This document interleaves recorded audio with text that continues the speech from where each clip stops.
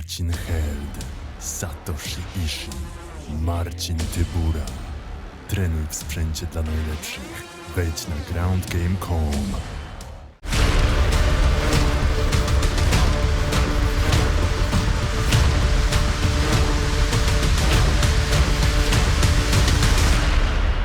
Kamaru, I wanted to ask you something. You brought it up on the embedded. You talked about, it's weird how much your career has resembled Rashad Evans, Ultimate winner, champion, etc. I did want to ask you, there's a lot of talk about the return of the Ultimate Fighter.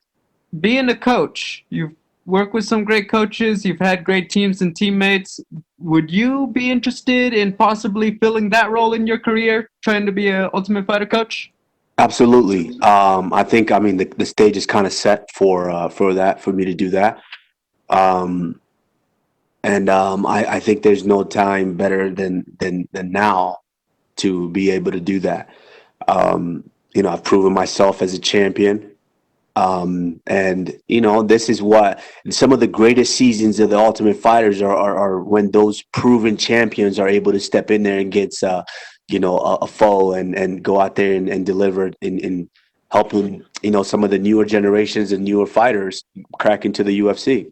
So absolutely, I think the stage is kind of set for me. The opponent is, I'll let the people decide who they want to see with that. You've got the loudmouth guy that runs around saying he's Jesus, that he can baptize anybody. We could do that, or we can have the other guy that I broke his face again. So either one, the stage is set. It's up for the people to decide. I know the pandemic and then injuries, made it hard for you to kind of stay active a bit in 2020. Do you have a particular number of fights you'd like to hit? Like, do you want to try to get in there 2 or 3 times in 2021? Or is it just, the business and your management will handle that as long as you get a fight? Well, yeah, of course, business and management will, that's their job. That's what I pay them to do. So they handle that. But absolutely, I would love to fight 3 times this year. That's 3 times the paycheck. So of course I would love to do that. But I'm also smart enough to know that I'm at a particular point in life where my body is a priority now. And so if my body permits me to fight 3 times, then I can do it 3 weeks in a row. We'll knock them out. But if not, then, I kind of got to listen to my body and my team and my coaches, and we'll decide what's best. My final question, I'm asking all of the fighters this. You guys are fighting on Valentine's Day weekend. What is the welterweight champion, Kamaru Usman's idea of a romantic Valentine's Day?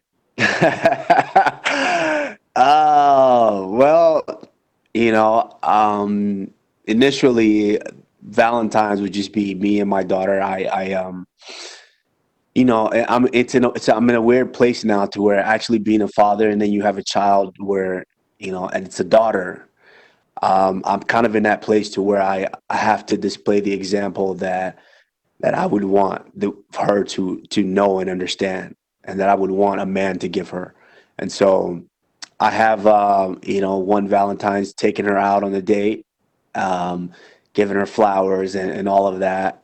And so, that's kind of my idea. Is just, of course, every day should be a day that you let them know that they're appreciated. But Valentine's just kind of, it's what everyone's doing. It's a designated day for you to show a little extra appreciation for them. So I've already put something in the mail for my daughter. Hopefully she receives it tomorrow or Saturday.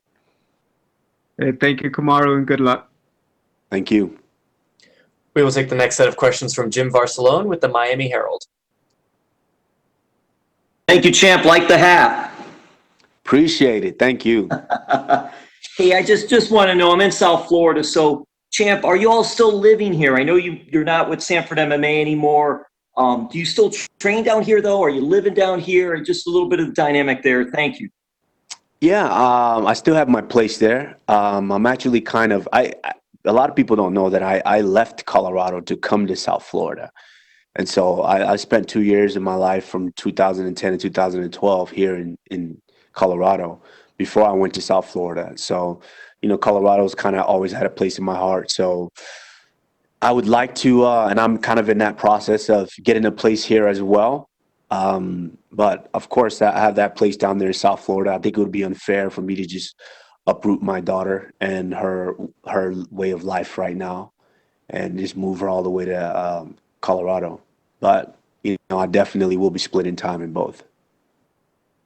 And about this fight, such a big event. You've been in so many big fights. How do you look at this one? How does this one add to your legacy, if I could say legacy? Yeah, I mean, legacy is not something that I'm worried about right now. That's just there. That's something that people bestow upon me. I learned very, very early in the game when I was 1-1 and I had lost my second professional fight, and I was thinking, man, like how do I build a resume? Like, what's going on here? And then it was the first time I actually ever I was living with Rashad Evans at the time. I Googled him and I saw his Dog, and I was looking at Dog, and I think he started his career out at like maybe 10-0 or something crazy like that. And I just remember going through and just seeing all the greens and wins and wins and wins. And I'm thinking to myself, how could I ever one day get this many greens on my resume? How could I do that? And I remember the talk with him where he was just like, you know what? You just got to take it one fight at a time. One fight at a time. Just focus on the task at hand. And then when you're said and done, they will pile up. And that's what I've done. And I started doing that. And before you know it, I was 5-1, defending my team on the Ultimate Fighter finale. Next thing you know, everyone's saying, hey, you got one more fight to tie George St. Pierre for this record. So as long as I continue to just take it one fight at a time, I think, that's the important thing. So legacy, that's something that will come after when you look back on your achievements. But this fight is definitely important. Gilbert Burns is the toughest test to date, which is why he's fighting me right now. If he wasn't the toughest guy, he wouldn't be in there with me. I take him very seriously, and I'm worried and focused on just him. Once we get through him, then we could, when I'm done with my career, then we could worry about legacy. And you mentioned pile up, 16 in a row piled up, champ. That's pretty good. Hey, lastly for me, how's your brother doing? What's going on with him? And I know you're in your fight mode, but do you get to train with him a little? And that's it for me. Thank you. I haven't been able to really like train with him. That's because, he lives in Dallas, Texas. And of course he's a big boy. And usually kind of our schedules are just kind of mixed up to where when I'm in a training camp, he kind of knows how to just kind of let me be in a training camp and go do what I need to get done in order to be successful. But he's a PFL heavyweight now. He's going to be in the PFL tournament. He was just out in Colorado a couple of weeks ago, and I was thoroughly impressed. He still has a long way to go because he's still a newbie in the sport. He's still very, very green, but I was extremely impressed by he's finally starting to get it. And that's one thing that I kind of questioned early on in this is, does he really want to do this, or is he just doing this because of me? And he's really starting to get it. He wants it. And that's a dangerous thing. You guys have seen him. My little brother is that guy that will run right through a wall if you tell him to, and if he believes in it. So I think PFL are going to have their hands full with him, and I'm excited to see what he does. Thank you, champ. Thank you. We will take the next set of questions from Alistair Bishop with MMA Republic. Marv, how are you, sir? I'm wonderful. How are you? I'm fantastic. Thank you very much. I know this narrative between two teammates and former training partners has been played out quite a lot, and I'm sure you're pretty tired of answering the question. But what, if anything, has surprised you the most between yourself moving and what's being said by Gilbert Burns? I wouldn't say that I'm surprised by a lot of it because you have to expect that from when someone calls you out and says, hey, I want to challenge you. You have to expect that they're going to say and do whatever is possible and necessary for them to form that belief in themselves that they can get the job done. And so I wouldn't say that I'm surprised. I honestly, I would be, I'm a human being with human emotions. And, when you spend so much time with with that team. I've always been there. That was where my career was with, with the Black Zillions, and then, over to H Kickboxing. I was always with them. And when you are the guy who kind of helped, I was there from the start, and you go in and you give them the world championship. It's and then things kind of play out the way that they're playing out. It's kind of tough when people start taking sides. That's a tough one. And I would be honest if I said that wasn't kind of the most surprising thing to me. But at the end of the day, you got to expect it. He's coming and he feels prepared, and he feels like he's ready to go out and take me out. And it's my job to go in there and let him know that, hey, it's a dream. One day it might happen, but not while I'm on the throne. He mentioned, I think the question was about his title reign as a champion, and he was issuing out a warning to the top 15. What does that make you feel like?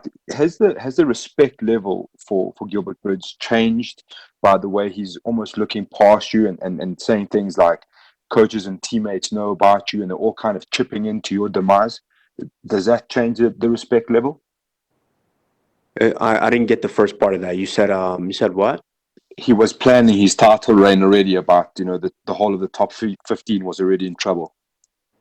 Yeah, no. I mean, it is what it is. He has to say that. I mean, we hear it time and time again. Guys have to, they have to, if you don't believe in yourself, then why are you even in there? Or if you don't say you believe in yourself, why are you in there?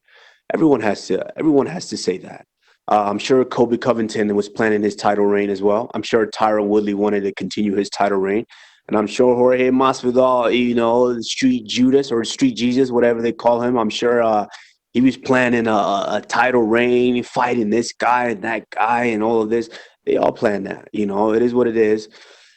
At the end of the day, all I can do is worry about myself and the things that I can control going into the fight. And as long as I've done that, then the outcome should be what it should be.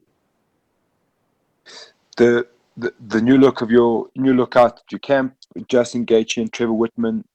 What would you say is the biggest takeaway or the biggest lesson you've learned from both Justin Gaethje and Trevor Whitman? Well, I would say with Trevor, I think it's just the basic fundamentals. And I knew it, kind of in my career. There was certain times where I would be preparing for a fight and I felt like, okay, I needed to spend more time on this. I'm not sharp here with this. Like my footwork is not there. My balance is not there. I'm not sharp there.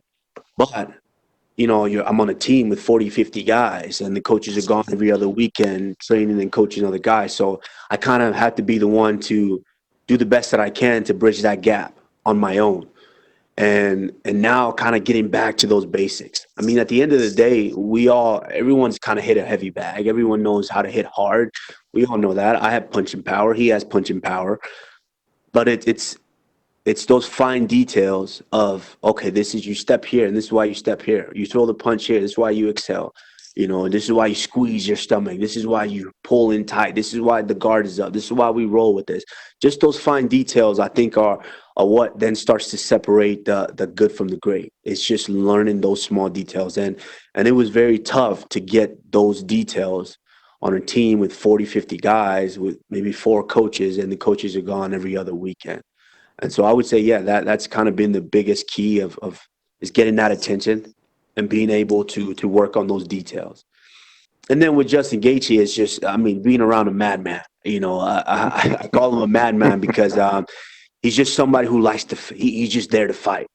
With Justin, I'm going into sparring, and it's crazy. It's like normal days. It's like, okay, I have wrestling practice today. Okay, it's gonna be a tough one, but it is what it is. I'm used to that. I'm going into grappling. Okay, it is what it is. I'm used to that. But it's like, okay, I have to spar, and I know Justin's gonna spar. Something about it is just you kind of get that little feeling in your stomach, those little butterflies, like, okay, I'm gonna get punched today. It's gonna be all right. You kind of got to get up for it. And then when he comes in, he's just like a hurricane. He doesn't spare anything. He'll just jump right on you. And so that's been great to have someone who puts me in the fire. I'm able to still feel that fire. Yes, it's a new surrounding, new environment, but I'm still able to feel that fire to where when I get in there, that's not going to be a foreign feeling to me. Fantastic. Kamaru, obviously from South Africa, there's a lot of talk about the African UFC, and we're all campaigning really hard to make that a reality, hopefully, when all this COVID stuff is over and then the world returns to normal. How do you envision a Africa UFC event, and how far do you think we are away from it? Honestly, I don't think we're far at all. I think the tough thing is just, the higher ups and the execs just, are able to say, okay, we're gonna do whatever it takes to make it happen. Because obviously there's intricate details that a lot of people don't know that goes into bringing events to certain places, as far as transport, just financial wise, and not just financially, but also logistics and making sure everything works out. There's a couple of countries down in the continent of Africa who are definitely capable of being able to host and make this thing come to fruition. And it's just kind of up to the company to basically decide if, hey, we're going to make this happen. Because sooner than later, we're about to have three African-born champions, all holding belts. So, I mean, we're gonna have to make something happen sooner or later, and I envision that just being one of the most memorable and massive events that this company has ever seen. Fantastic. There's definitely going to be a couple of young Africans, and especially South Africans, listening and watching this. So, a two-part question: what would you say to those youngsters in pursuit of their dreams, and a message to those African fans? No, my biggest message is always been is, I'm an African-born child. I came from there. I was born there, and I was raised there for a while until I moved over here to the States, and my roots are very strong from there, very deep. I remember my time there very, very vividly and very well. And one of those things is when you're growing up and the country is kind of the way it is, certain countries, it's tough to see yourself out of that situation. It's tough to ever see yourself like we had a well. We had to go out and get fresh water, boil the water in order to be able to have stuff to cook for the day and take care of ourselves on a daily. And this is what I come from. And I know this is what a majority of some African kids are going through and living in right now. And for me, being that symbol of hope that, just because this is a situation that you're in right now, this is not necessarily where you're going to end up. Nobody knows tomorrow. My story is living proof of that.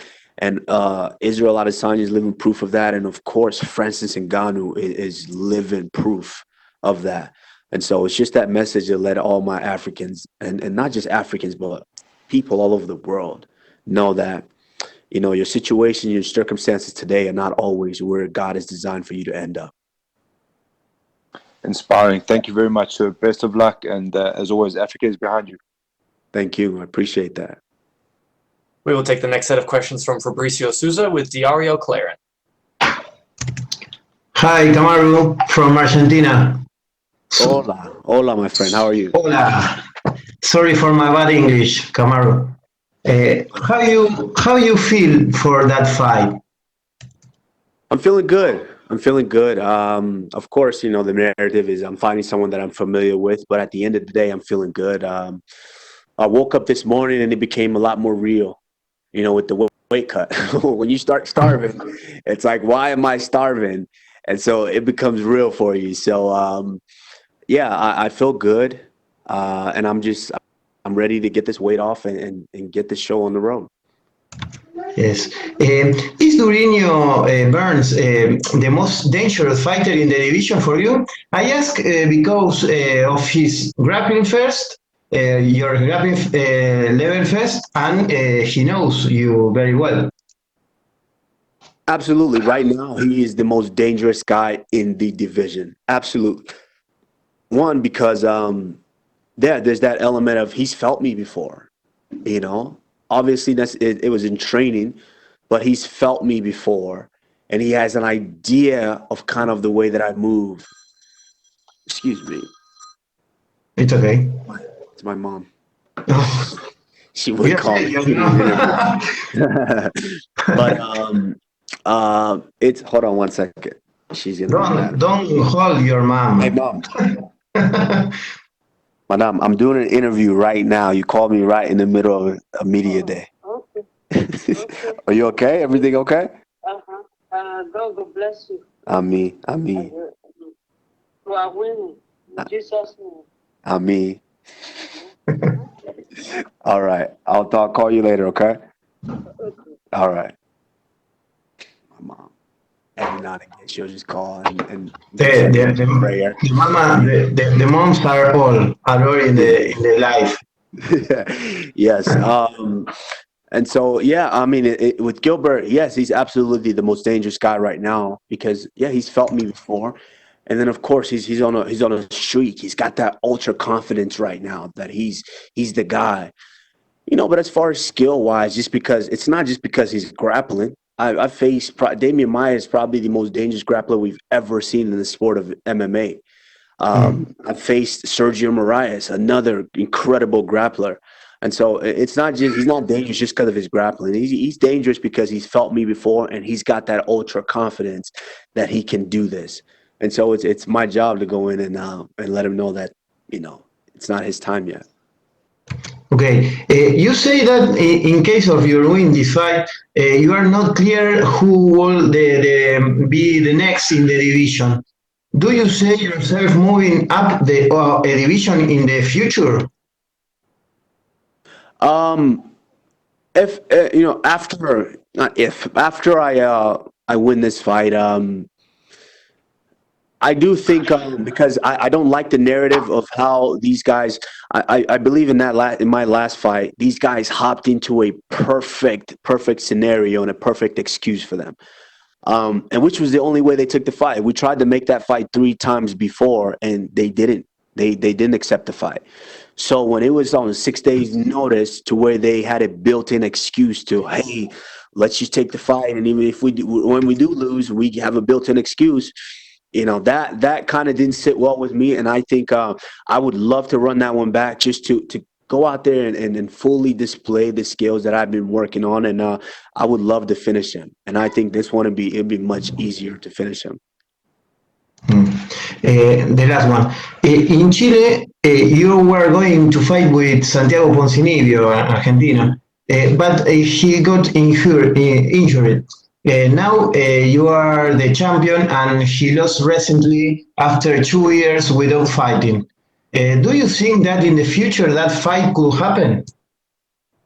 Yeah, I think so. I mean, Santiago Ponzinibbio is someone that's he's very, very dangerous in the division. And it's very, very tough to sustain an injury and be out of this game for almost 2 years. That's extremely tough. And then him coming back and trying to find his footing again. That's a tough task for anybody to do. And so I think, yeah, absolutely. I think if he's able to get back and just rehab and make sure that he's healthy, I think for sure that's a fight that could happen down the line. I mean, I like the guy. I like his body of work. I like his aggressiveness and how he fights. So, yeah, absolutely. That's a fight that could take place in the future. Well, thank you, Kamaru. Thank you for talking with me. Thank you. I appreciate it. Thank you so much, Kamaru. That unfortunately is all the time we have for you, sir. We appreciate it. All right. Thank you, guys.